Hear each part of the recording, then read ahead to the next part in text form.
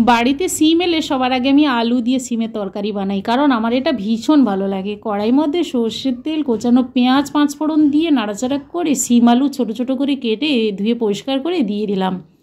সিম আলু সঙ্গে দিয়ে দেবো পরিমাণ মতো লবণ আর হলুদ গুঁড়ো।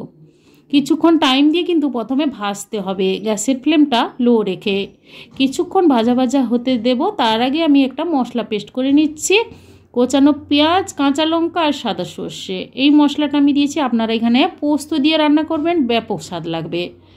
তো সর্ষে বাটারটা দিয়ে দিলাম। সিমগুলো ভাজা ভাজা হয়ে গেছে। এরপর দিয়ে দেবো 1 বাটির মতো জল, তাহলে সিম আলু আরও ভালোভাবে সেদ্ধ হয়ে যাবে। আর এই রান্নাটা কিন্তু শুকনো শুকনো হবে, খেতে বেশি ভালো লাগবে। ব্যাস শুকনো শুকনো হয়ে গেছে। সবার লাস্টে ধনে পাতা দিয়ে সার্ভ করে নেব। আর এটা কিন্তু গরম ভাতের সঙ্গে কিংবা সকালে রুটির সঙ্গে খেতে কিন্তু অসাধারণ লাগবে। কেমন হয়েছে বন্ধুরা, কমেন্ট করে কিন্তু অবশ্যই জানাবেন।